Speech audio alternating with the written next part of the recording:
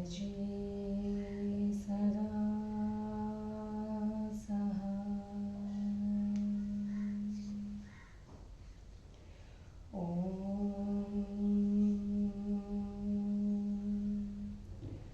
नमः शिवाय। गुरुजी सदा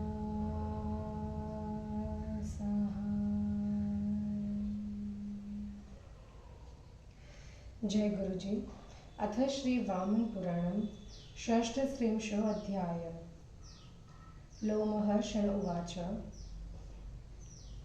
मानुषस्य तु पूर्वेण क्रोशमात्रे द्विजोत्तमः आपगा नाम विख्याता नदी द्विजनिषेविता श्यामकम्पयसा सिद्धाम् आज्येन च परिप्लुतं ये प्रयच्छन्ति विप्रेभ्यस्तेषां पापं न विदते।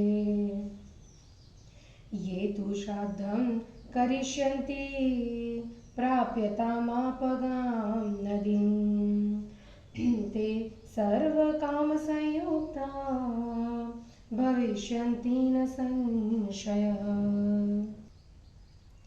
शंसन्ति सर्वे पितरः स्मरन्ति च पितामहा अस्माकं च कुले पौत्रो वापि भविष्यति। य अपगां नदीं गत्वा तिले सन्तर्पयिष्यति तेन तृप्ता भविष्यामो यावत् कल्पशतं गतम्। नभस्येमासि सम्प्राप्ते कृष्णपक्षे विशेषतः चतुर्दश्यां तु मध्याह्ने पिण्डदो मुक्तिमाप्नुयात्। गतो गच्छेत विप्रेन्दा ब्रह्मणः स्थानमुत्तमम् ब्रह्मोदुम्बरमित्येवं सर्वलोकेषु विश्रुतम्। तत्र ब्रह्मर्षिकुण्डेषु स्नातस्य द्विजसत्तमः सप्तर्षीणां प्रसादेन सप्तसोमफलं भवेत्।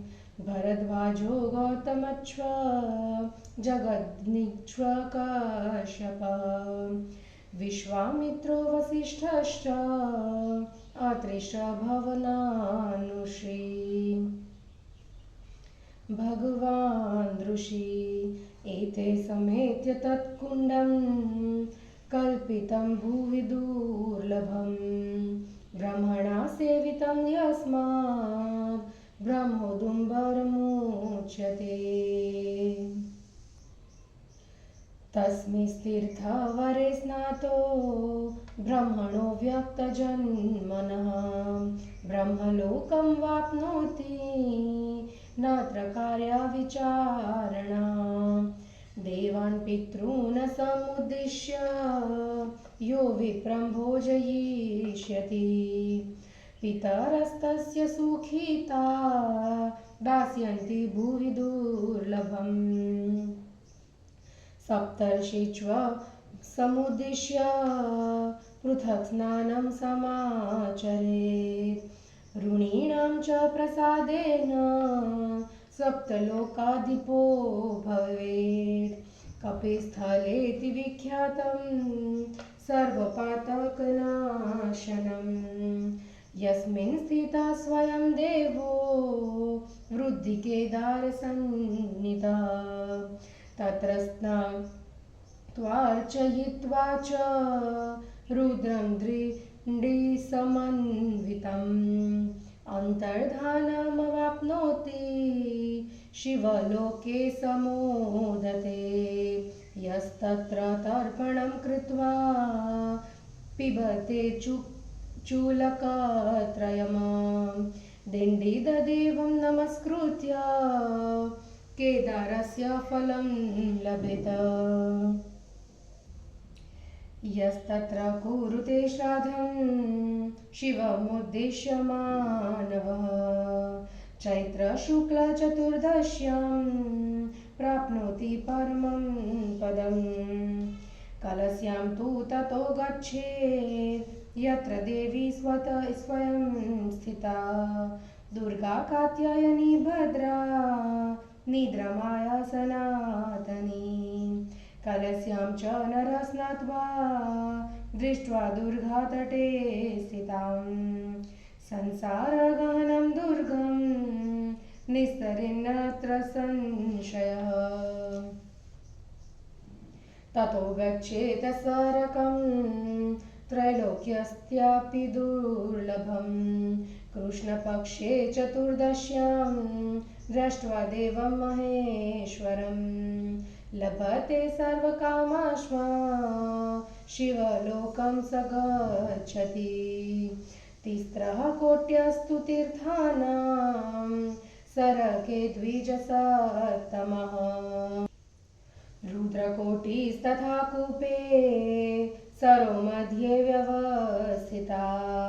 तस्मिन् सरे च यः स्नात्वा रुद्रकोटिं स्मरेन् नरः।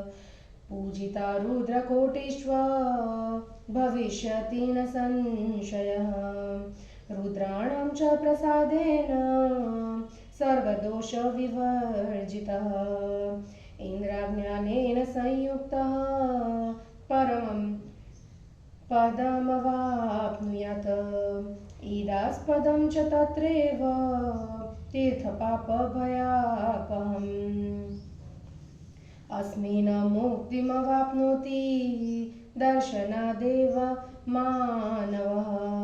तत्र स्नात्वा अर्चयित्वा च पितृदेवगणानपि न दुर्गतिमवाप्नोति मनसा चिन्तितं लभेत।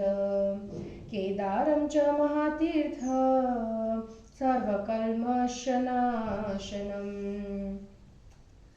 तत्र स्नात्वा तु पुरुषः सर्वदानफलं लभेत। किरूपं च महातीर्थ तत्रैव भुवि दुर्लभम्। तस्मिन् स्नातस्तु पुरुषः सर्वयज्ञफलं लभेत। सरकस्य तु पूर्वेण तीर्थत्रैलोक्यविश्रुतम्। अन्यजन्म सुविख्यातं सर्वपापप्रणाशनम्। नारसिंहं वपु कृत्वा हत्वा दानवमूर्जितम्। तिर्यग्र्यो स्थितो विष्णुः सिंहेषुरातिमाप्नुवन्। ततो देवाः स गन्धर्वा आराध्य वरदं शिवम्। ऊचु प्रणत सर्वांगा विष्णुदेहस्य लभन्ते। ततो देवो महात्मासो शारभं रूपमास्थितः। युद्धं च कारयामास दिव्यवर्षसहस्रकम्।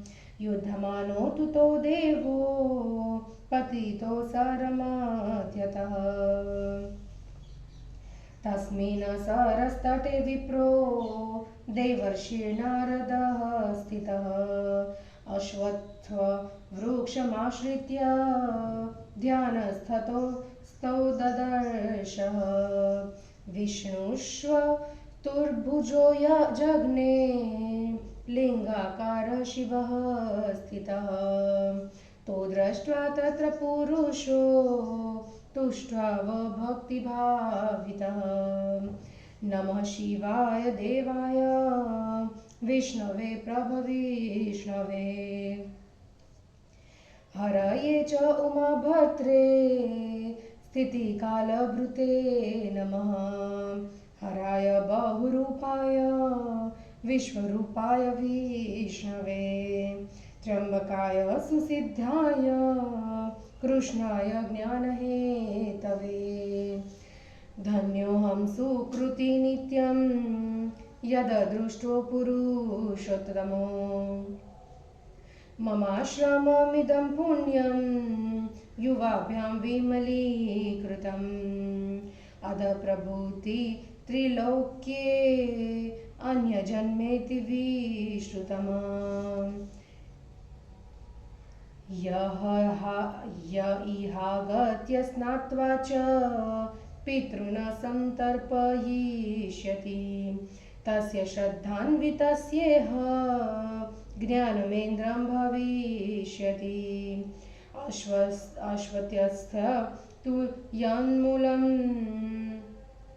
सदा तत्र वसाम्यहम्। अश्वत्थवन्दनं कृत्वा यमं रौद्रं न पश्यति ततो गच्छेत विप्रेन्द्रा नागस्य ह्रदमुत्तमम्।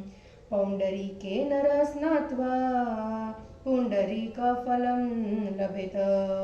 दशम्यां शुक्लपक्षस्य चैत्रस्य तु विशेषतः स्नानं जपं तथा श्राद्धं मुक्तिमार्गप्रदायकम्।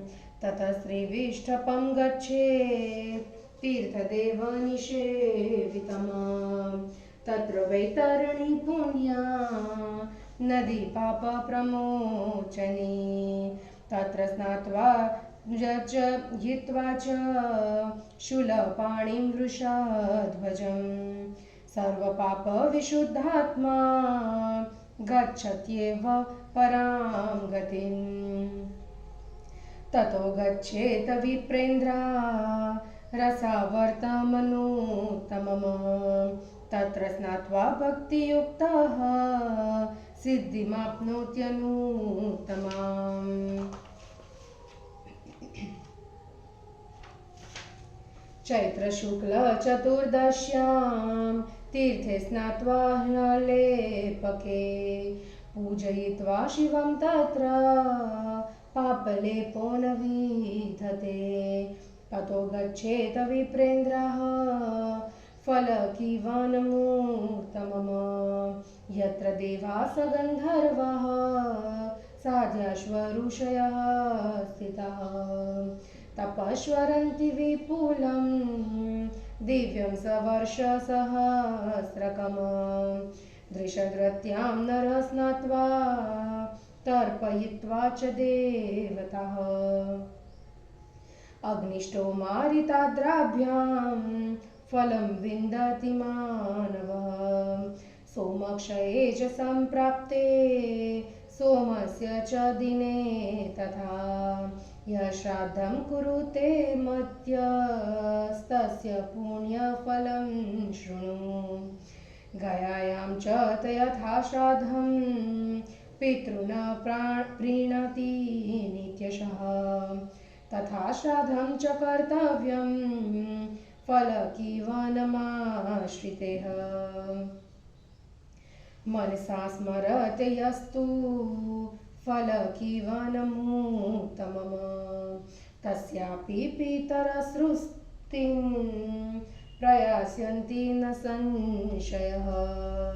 तत्रापि तीर्थसु महता सर्वदेवैरलङ्कृतम्। तस्मिन् स्नातस्तु पुरुषो गोसहस्रफलं लभेत। पाणिघाते नरः स्नात्वा पितॄन् संतर्प्य मानवः अवाप्नुयाद राजसूयं सांख्यं योगं च विन्दति। ततो गच्छेत सुमहर्तीर्थमिश्रकमुत्तमम्। तत्र तीर्थानि मुनिना मिश्रितानि महात्मना। व्यासेन मुनिशार्दूला दधीच्यथ महात्मना। सर्वतीर्थेषु स स्नाति मिश्रके स्नाति यो नरः। ततो व्यास वनं गच्छेन्नियतो नियताशनः। मनोजवे नरः स्नात्वा दृष्ट्वा देवमणिं शिवं। मनसा चिन्तितं सर्व सिद्ध्यते नात्र संशयः। गत्वा मधुवटीं चैव देव्यास्तीर्थनरः शुचिः तत्र स्नात्वार्चयेद देवान् पितॄंश प्रयतो नरः स देव्या समनुज्ञातो यथा सिद्धिं लभे नरः कौशिक्या संगमे यस्तु दृशद्वत्व्यां नरोत्तमः स्नायेत नियताहारः सर्वपापैः प्रमुच्यते ततो व्यासस्थली नाम यत्र व्यासेन धीमता पुत्रशोकाभिभूतेन देहत्यागाय निश्चयः कृतो देवेष्वविप्रेन्द्राः पुनरुत्थापितस्तदा अभिगम्य स्थलीं तस्य पुत्रशोकं न विन्दति किदत्तं कूपमासाध तिलप्रस्थं प्रदाय च गच्छेत परमां सिद्धं ऋणैर्मुक्तिर्मवाप्नुयात् अहरं च सुदिनं चैव द्वे तीर्थे भुवि दुर्लभे तत्तयो स्नात्वा विशुद्धात्मा सूर्यलोकमवाप्नुयात् कृतजप्यं ततो गच्छेत् त्रिषु लोकेषु विश्रुतम् तत्राभिषेकं कुर्वीत गंगायां प्रयतः स्थितः अर्चयित्वा महादेवम् अश्वमेघफलं लभेत कोटितीर्थ च तत्रैव दृष्ट्वा कोटीश्वरं प्रभुं तत्र स्नात्वा श्रद्धानः कोटियज्ञफलं लभेत ततो वामानकं गच्छेत् त्रिषु लोकेषु विश्रुतम् यत्र वामनरूपेण विष्णुना प्रभविष्णुना बलेरप्रह्यतं राज्यम् इन्द्राय प्रतिपादितं तत्र विष्णुपदे स्नात्वा अर्चयित्वा च वामनं सर्वपापविशुद्धात्मा विष्णुलोकमवाप्नुयात् ज्येष्ठाश्रमं च तत्रैव सर्वपातकनाशनं तं तु दृष्ट्वा नरो मुक्तिं सम्प्रयाति न संशयः ज्येष्ठे मासि सिते पक्षे एकादश्यामुपोषितः द्वादश्याम च नरः स्नात्वा ज्येष्ठत्वं लभते नृषु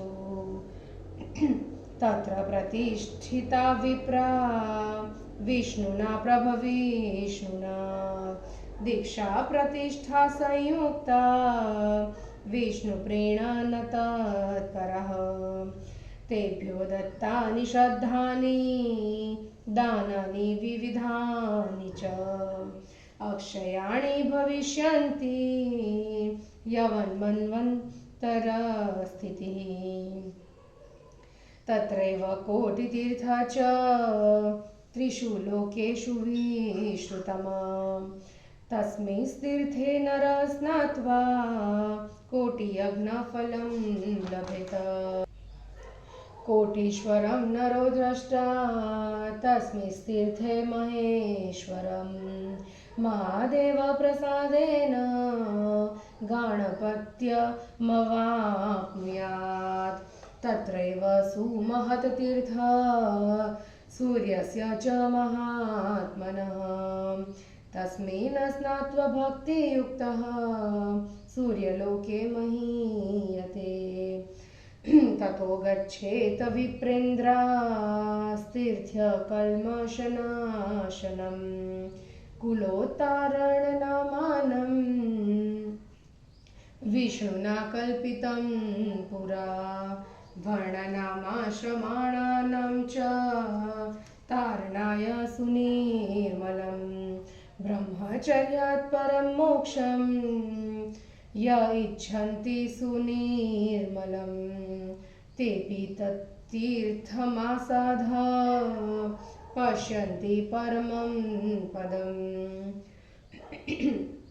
ब्रह्मचारी गृहस्थश्व वानप्रस्थो यतिस्तथा कुलानि तारयेत् स्नातः सप्त सप्त च सप्त च ब्राह्मणा क्षत्रिया वैश्यः शूद्र ये तत्परायणः स्नाता भक्तियुता सर्वे पश्यन्ति परमं पदम्। दूरस्थोऽपि स्मरेदयस्तु कुरुक्षेत्रं सवामनं सोऽपि मुक्तिमवाप्नोति किं पुनर्निवसन् नरः। हिंदी अनुवाद। कुरुक्षेत्र के तीर्थों के महात्म्य एवं क्रम का अनुक्रांत वर्णन। लोमहर्षण बोले, द्विजोत्तमो, मानुष तीर्थ के पूर्व दिशा में एक कोस पर द्विजों से पूजित आपगा नाम की एक विख्यात नदी है। वहाँ सावा के चावल को दूध में सिद्ध कर और उसमें घी मिलाकर जो ब्राह्मण को देते हैं उनके पाप नहीं हर जाते। जो व्यक्ति उस आपगा नदी के तट पर जाकर श्राद्ध करेंगे वे निसंदेह समस्त कामनाओं से पूर्ण होंगे। सभी पितर कहते हैं तथा पितामह लोग स्मरण करते हैं कि हमारे कुल में कोई ऐसा पुत्र या पौत्र उत्पन्न होगा जो आपगा नदी के तट पर जाकर तिल से तर्पण करेगा, जिससे हम सभी सैकड़ों कल्प तक अनंत काल तक तृप्त रहेंगे। भाद्रपद के महीने में विशेषकर कृष्ण पक्ष में चतुर्दशी तिथि को मध्यमा काल में पिंडदान करने वाला मनुष्य मुक्ति प्राप्त करता है। विप्रवरो उसके बाद समस्त लोकों में ब्रह्मोदुम्बर नाम से प्रसिद्ध ब्रह्मा के श्रेष्ठ स्थान में जाना चाहिए। द्विजवरो वहाँ ब्रह्मशिर कुंड में स्नान करने वाले व्यक्ति को सप्तर्षियों की कृपा से 7 सोम यज्ञों का फल प्राप्त होता है। भरद्वाज, गौतम, जमदग्नि, कश्यप, विश्वामित्र, वशिष्ठ एवं भगवान अत्रि इन 7 ऋषियों ने मिलकर पृथ्वी में दुर्लभ इस कुंड को बनाया था। ब्रह्मा द्वारा सेवित होने के कारण यह स्थान ब्रह्मोदुम्बर कहलाता है। अव्यक्त जन्म वाले ब्रह्मा के उस श्रेष्ठ तीर्थ में स्नान करके मनुष्य ब्रह्म लोक को प्राप्त करता है, इसमें कोई संदेह की बात नहीं है। जो मनुष्य वहाँ देवताओं तथा पितरों के उद्देश्य से ब्राह्मणों को भोजन कराएगा, उसके पितर सुखी होकर उसे संसार में दुर्लभ वस्तु प्रदान करेंगे। 7 ऋषियों के उद्देश्य से जो व्यक्ति अलग से स्नान करेगा वह ऋषियों के अनुग्रह से 7 लोकों का स्वामी होगा। वह सभी पापों का विनाश करने वाला विख्यात कपिस्थल नामक तीर्थ है, जहाँ वृद्ध केदार नाम के देव स्वयं विद्यमान है। वहाँ स्नान करने के बाद दिंडी के साथ रुद्रदेव का अर्चन करने से मनुष्य को अंतर्धान की शक्ति प्राप्त होती है और वह शिव लोक में आनंद प्रदान करता है। जो व्यक्ति उस स्थान पर तर्पण करके दिंडी भगवान को प्रणाम कर 3 चुल्लू जग पानी पीता है, वह केदार तीर्थ में जाने का फल प्राप्त करता है। जो व्यक्ति वहाँ शिवजी के उद्देश्य से चैत्र शुक्ल चतुर्दशी तिथि में श्राद्ध करता है, वह परम पद मतलब मोक्ष को प्राप्त कर लेता है। उसके बाद कलसी नाम के तीर्थ में जाना चाहिए, जहाँ भद्रा, निद्रा, माया, सनातनी, कात्यायनी रूपा दुर्गा देवी स्वयं अवस्थित है। कलसी तीर्थ में स्नान कर उसके तीर पर स्थित दुर्गा देवी का दर्शन करने वाला मनुष्य दुस्तर संसार दुर्ग को पार कर जाता है। इसमें तनिक भी संदेह नहीं करना चाहिए। दुर्गा देवी के दर्शन के बाद तीनों लोकों में दुर्लभ सर्क तीर्थ में जाना चाहिए। वहां कृष्ण पक्ष की चतुर्दशी तिथि को माहेश्वर देव का दर्शन करने मन करके मनुष्य अपने सभी मनोरथों को प्राप्त करता और अंत में शिव लोक में चला जाता है। विजयश्रेष्ठो, सरक तीर्थ में 3 करोड़ तीर्थ विद्यमान है। सर के बीच कूप में रुद्रकोटि स्थित है। उस सर में यदि व्यक्ति स्नान कर रुद्रकोटि का स्मरण करता है तो निसंदेह रुद्रकोटि पूजित हो जाते हैं और रुद्र के प्रसाद में वह व्यक्ति समस्त दोषों से छूट जाता है। वह इंद्र संबंधी ज्ञान से पूरित होकर परम पद को प्राप्त कर लेता है। वहीं पापों और भयों का दूर करने वाला इडास्पद नाम का तीर्थ वर्तमान है। इस इडास्पद नाम के तीर्थ के दर्शन से ही मनुष्य मुक्ति को प्राप्त कर लेता है। वहां स्नान करके पितरों एवं देवों का पूजन करने से मनुष्य की दुर्गति नहीं होती और उसे मनोवांछित वस्तु प्राप्त होती है। सभी पापों का विनाश करने वाला केदार नामक महातीर्थ है। वहां जाकर स्नान करने से मनुष्य को सभी प्रकार के दानों का फल प्राप्त होता है। वहीं पर पृथ्वी में दुर्लभ किरुंप नाम का भी तीर्थ है। उसमें स्नान करने वाले मनुष्य को सभी प्रकार के यज्ञों का फल प्राप्त होता है। सरक के पूर्व में तीनों लोकों में सुप्रसिद्ध संपूर्ण पापों का विनाश करने वाला अन्य जन्म नाम का तीर्थ है। नरसिंह का शरीर धारण कर शक्तिशाली दानव का वध करने के बाद विष्णु पशु योनि में स्थित सिंहों में प्रेम करने लगे। उसके बाद गंधर्वों के साथ सभी देवताओं ने वरदाता शिव की आराधना कर साष्टांग प्रणाम करते हुए विष्णु से पुनः स्वदेह धारण करने की प्रार्थना की। उसके बाद महादेव ने शरभ का रूप धारण करके हजारों दिव्य वर्षों तक युद्ध कराया। दोनों देवता युद्ध करते हुए सरोवर में गिर पड़े। उस सरोवर के तीर पर अश्वत्थ वृक्ष के नीचे देवर्षि नारद ध्यान लगाए बैठे थे। उन्होंने उन दोनों को देखा। विष्णु चतुर्भुज रूप में और शिवलिंग रूप में हो गए। उन दोनों पुरुषों को देखकर उन्होंने भक्ति भाव से उनकी स्तुति की। नारद जी ने स्तुति की, देवाधिदेव शिव को नमस्कार है, प्रभावशाली विष्णु को नमस्कार है, स्थिति करने वाले श्री हरि को नमस्कार है, संहार के आधारभूत उमापति भगवान शिव को नमस्कार है, बहुरूपधारी शंकर जी एवं विश्वरूपधारी विश्वात्मा विष्णु को नमस्कार है, परम सिद्ध योगेश्वर शंकर एवं ज्ञान के मूल कारण भगवान कृष्ण को नमस्कार है। मैं धन्य तथा सदा पुण्यवान हूँ, क्योंकि मुझे आप दोनों पुरुषों मतलब श्रेष्ठ पुरुषों देवों के दर्शन प्राप्त हुए। आप दोनों पुरुषों द्वारा पवित्र किया गया मेरा यह आश्रम पुण्यमय हो गया। आज से तीनों लोकों में यह अन्य जन्म नाम से प्रसिद्ध हो जाएगा। जो व्यक्ति यहाँ आकर इस तीर्थ में स्नान कर अपने पितरों का तर्पण करेगा, श्रद्धा से संपन्न उस पुरुष को यहाँ इंद्र संबंधी ज्ञान प्राप्त हो जाएगा।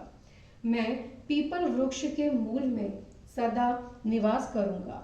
उस अश्वत्थ मतलब पीपल वृक्ष को प्रणाम करने वाला व्यक्ति भयंकर यमराज को नहीं देखेगा। श्रेष्ठ ब्राह्मणों, उसके बाद उत्तम नागरथ में जाना चाहिए।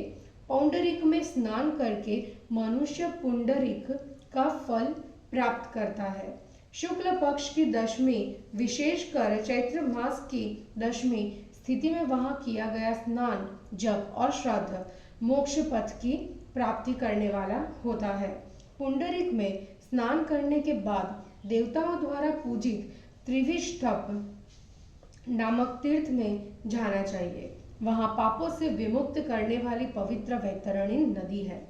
वहां स्नान कर शूलपाणी वृषध्वज की पूजा कर मनुष्य समस्त पापों से मुक्त हो जाता है तथा विशुद्ध होकर निश्चय ही परम गति को प्राप्त कर लेता है। विप्रश्रेष्ठों, तत्पश्चात सर्वश्रेष्ठ रसावर्त में जाना चाहिए। वहां भक्ति सहित स्नान करने वाला सर्वश्रेष्ठ सिद्धि प्राप्त करता है। चैत्र मास के शुक्ल पक्ष की चतुर्दशी मतलब 14 तिथि को अलेपक नामक तीर्थ में स्नान कर वहां शिव की पूजा करने से पाप से लिप्त नहीं होता, पाप दूर भाग जाता है।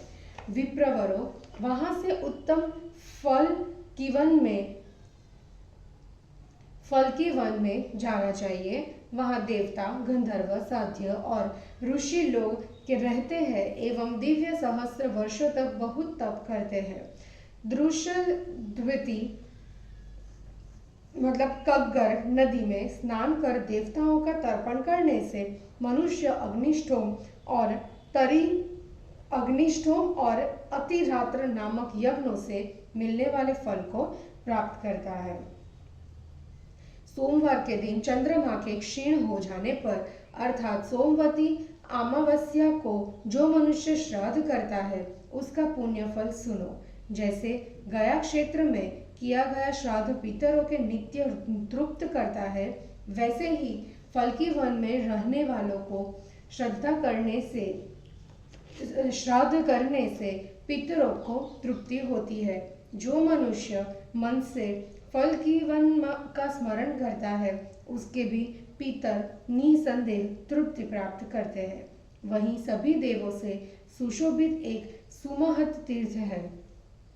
उसमें स्नान करने वाला पुरुष हजारों गौओं के दान का फल प्राप्त करता है। मानो पाणिघात तीर्थ में स्नान करके एवं पितरों का तर्पण कर राजस्वी यज्ञ तथा सांख्य और योग के अनुष्ठान करने से होने वाले फल को प्राप्त करता है।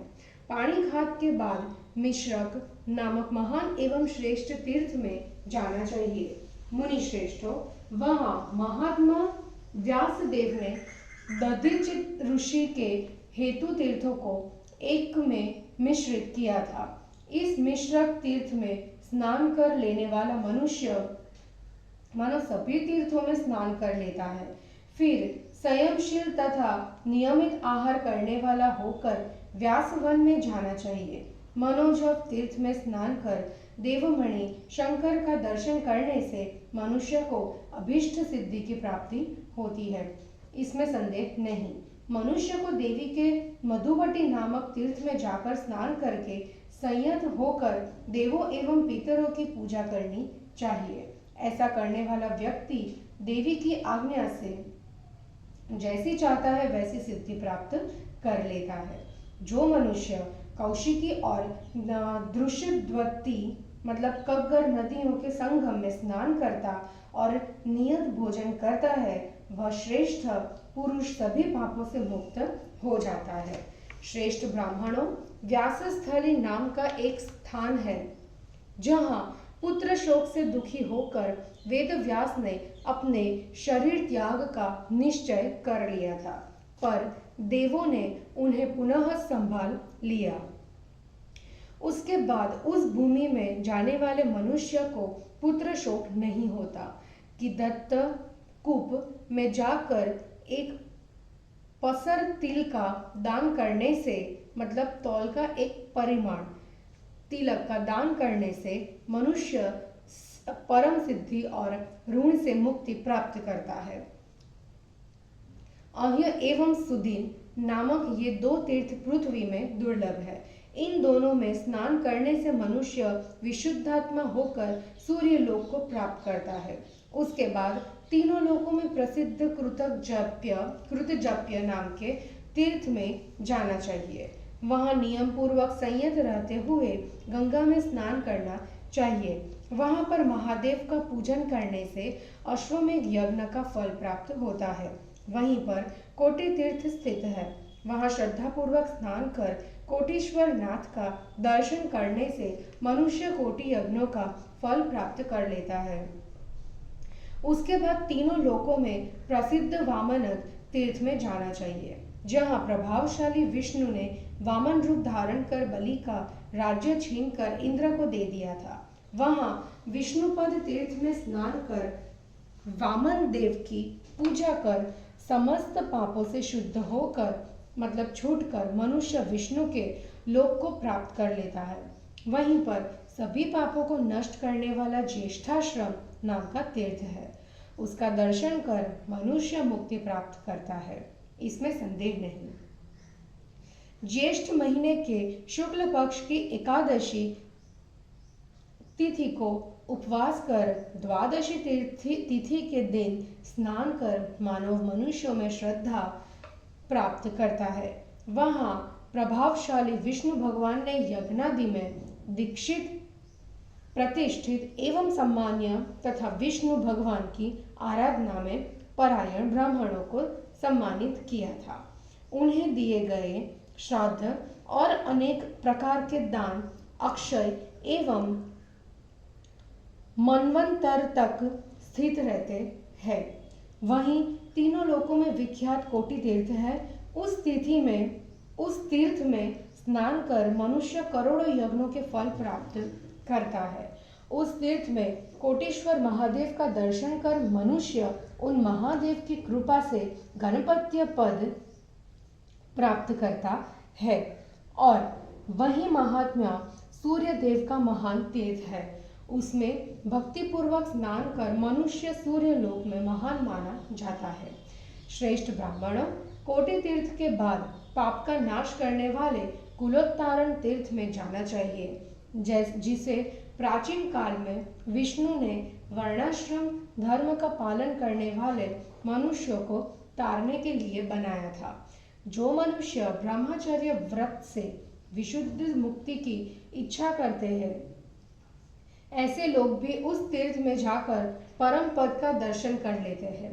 ब्रह्मचारी, गृहस्थ, वानप्रस्थी और सन्यासी वहां स्नान कर अपने कुल के 21 पूर्व पुरुषों का उद्धार कर देते हैं। जो ब्राह्मण, क्षत्रिय, वैश्य अथवा शूद्र उस तीर्थ में तीर्थपरायण होकर एवं भक्ति से स्नान करते हैं, वे सभी परम पद का दर्शन करते हैं। और जो दूर रहता हुआ भी वामन सहित कुरुक्षेत्र का स्मरण करता है, वह भी मुक्ति प्राप्त कर लेता है। फिर वहां निवास करने वालों का तो कहना ही क्या। इस प्रकार श्री वामन पुराण में 36वां अध्याय समाप्त हुआ। जय गुरु जी।